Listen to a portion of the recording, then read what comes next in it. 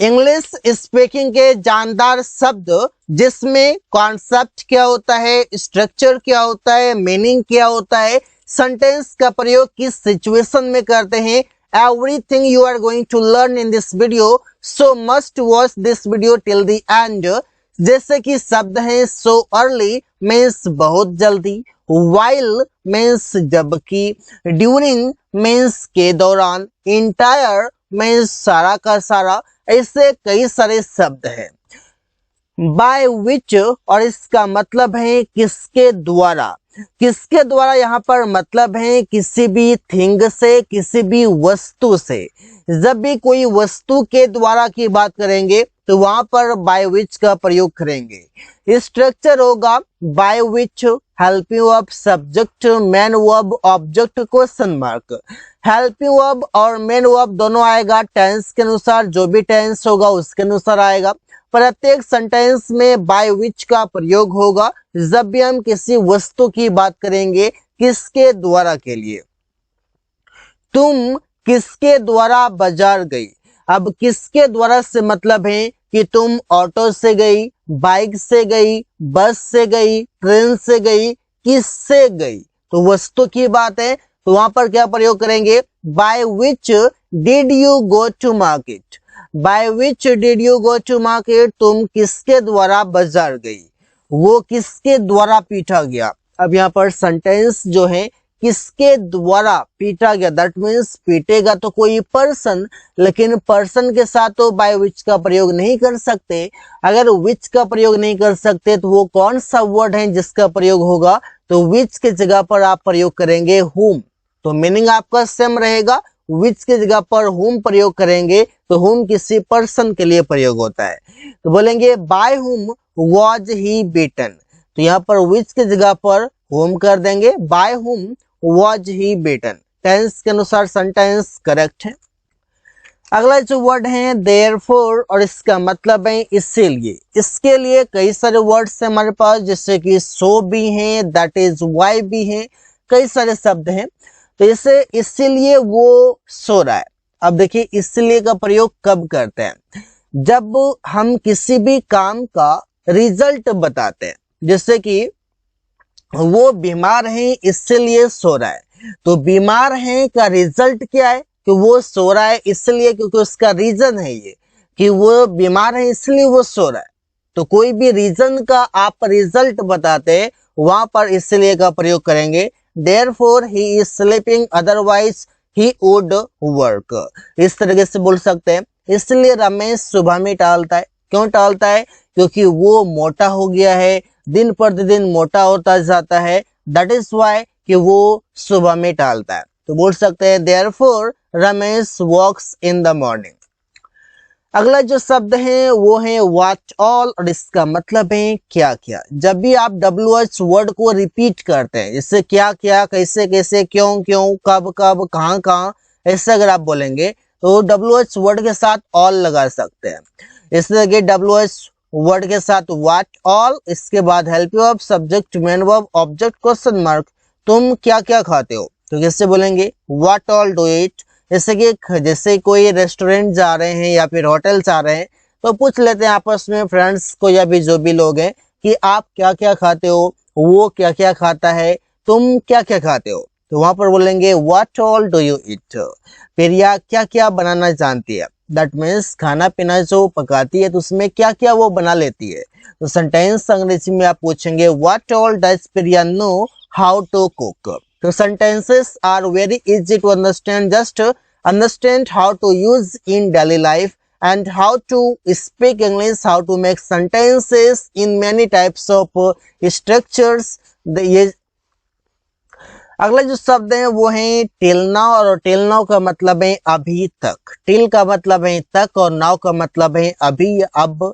इससे वो अभी तक काम नहीं किया है। तो सेंटेंस बनाते हैं he has not worked, वो काम नहीं किया है, till now, अभी तक। अगर till now को आप रिप्लेस करना चाहते हैं तो उसके लिए अंग्रेजी में एक वर्ड है और वो है yet। yet भी आप लगा सकते हैं। तुम अभी तक सो रहे हो, तो you are sleeping till now। Tall versus long, और दोनों का मतलब है लंबा, लेकिन कंफ्यूजन ये है कि टॉल यूज करें या लॉन्ग यूज करें। टॉल का मतलब है लंबा, लेकिन जब ऊंचाई की बात हो, जैसे कि टावर की तरह हो, महल की तरह हो, पेड़ की तरह हो, तो वहां पर टॉल का प्रयोग होगा। लेकिन लॉन्ग का प्रयोग कब होगा लंबा के लिए? जब एकदम जैसे सड़क की तरह हो, या फिर आप बोल सकते हैं कि ट्रेन का पटरी की तरह हो, तो वहां पर वो लॉन्ग होगा। और टॉल क्या होगा? जब खड़ा होगा, पेड़ की तरह होगा, महल की तरह होगा, टावर की तरह होगा, तब। इससे रमेश लंबा है, तो रमेश इज टॉल। अब रमेश लंबा है, दैट मीन्स ऊंचाई की बात हो रही है। प्रिया लंबी है, प्रिया इज टॉल। सड़क लंबा है, यहाँ पर आप क्या बोलेंगे? द रोड इज लॉन्ग, क्योंकि रोड और पटरी के लिए जो भी चीजें इस तरीके के हो ना, गिरा हुआ हो इस तरह से हॉरिजॉन्टल में, वहां पर आप उसके लिए लॉन्ग शब्द का प्रयोग करेंगे। तुम्हारा बाल लंबा है, योर हेयर इज लॉन्ग। अब यहाँ पर बाल इस तरह की बात नहीं होती है, जब भी बात होती है तो इस तरह गिरे हुए की बात होती है, और आप बाल के लिए लॉन्ग ही प्रयोग करते हैं, कभी टॉल प्रयोग नहीं करते। जस्ट नाउ का मतलब है अभी अभी। इससे बोलते हैं कि तुम कब आया, तो बोलते हैं जस्ट अभी अभी आया, अभी अभी आया, इससे बोलते हैं।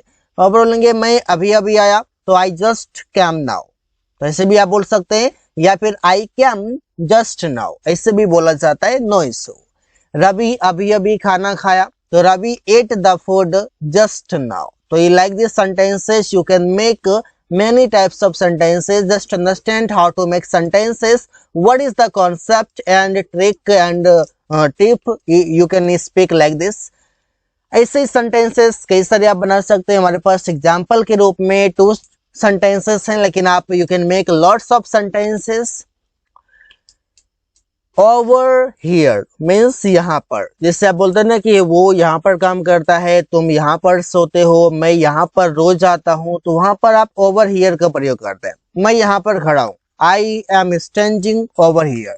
तुम यहाँ काम करते हो, यू वर्क हियर। तुम यहाँ काम करते हो, यू वर्क हियर। लेकिन यहाँ अगर है तो हियर, और अगर ये जाए कि यहाँ पर हो, अगर यहाँ पर, तो हो जाएगा ओवर हियर। रवि यहाँ पर सोता है, रवि स्लीप्स ओवर हियर। तो इससे सेंटेंसेस बनाना काफी आसान है। अगला जो शब्द है सो अर्ली, दैट मीन्स बहुत जल्दी। इसे की बोलते हैं कि वो बहुत जल्दी यहाँ आ गया, ही cam here so early. So early का मतलब है बहुत जल्दी। तुम बहुत जल्दी जा रहे हो, you are going so early. You should wait, you should stay here because we will talk about something. तो इस तरीके से आप बोल सकते हैं। वाइल का मतलब है जबकि, लेकिन जब ये कंजंक्शन के रूप में काम करे तो होगा। जैसे कि बोलते हैं कि वो पढ़ रहे हैं जबकि तुम खेल रहे हो, तो 2 सेंटेंस के बीच में आप प्रयोग करते हैं वाइल का। जैसे ही is studying while you are playing. वो शिक्षित है जबकि उसका पत्नी अशिक्षित है। तो ऐसे बोल सकते हैं ना, 2 सेंटेंस के बीच में, 2 क्लाउज के बीच में। तो he is educated while his wife is uneducated, illiterate, ऐसे आप बोल सकते हैं। अगला शब्द है ड्यूरिंग। ड्यूरिंग मीन्स के दौरान।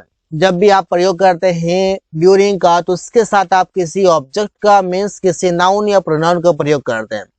वर्षा के दौरान वो अमन से बात कर रहा था।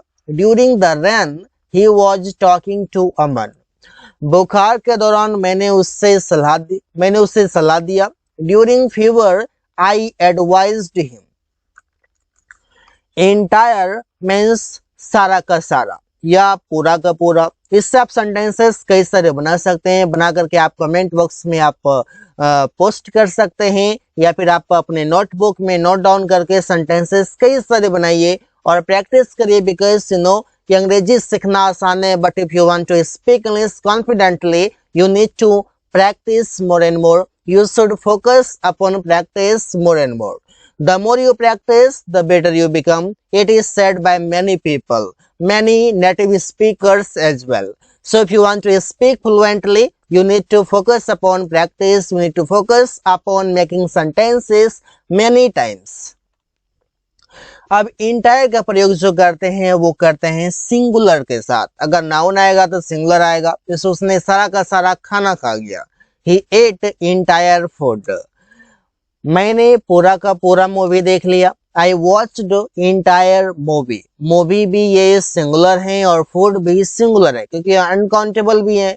फूड यहाँ पर अनकाउंटेबल है, मूवी तो काउंटेबल है कि एक मूवी, दो मूवीज, तीन मूवीज ऐसे बोल सकते हैं। अगला है सम, और सम का मतलब है कुछ। जैसे कि इसका प्रयोग आप करते हैं प्लुरल नाउन के साथ, और वो नाउन काउंटेबल भी हो सकता है, अनकाउंटेबल भी हो सकता है। अगर काउंटेबल होगा तो प्लुरल नाउन आएगा, अनकाउंटेबल होगा तो सिंगुलर ही आएगा, क्योंकि अनकाउंटेबल जो नाउन होता है वो सिंगुलर ही लिखा जाता है। कुछ लड़के क्लास में हल्ला कर रहे हैं, तो some boys are making a noise in the class.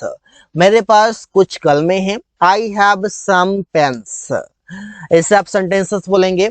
Having का मतलब है किए हुए। जैसे कि आप बोल सकते हैं अपने दोस्तों से मिले हुए 2 साल हो गए हैं। It has been 2 years having met my friends.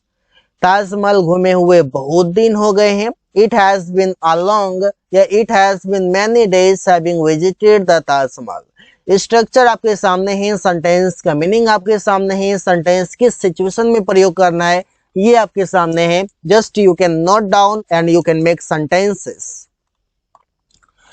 Having का मतलब है होना। जैसे बोलते हैं ना कि मुझे बुखार है, I am having a fever. मुझे सिर दर्द हो रहा है, I am having a headache.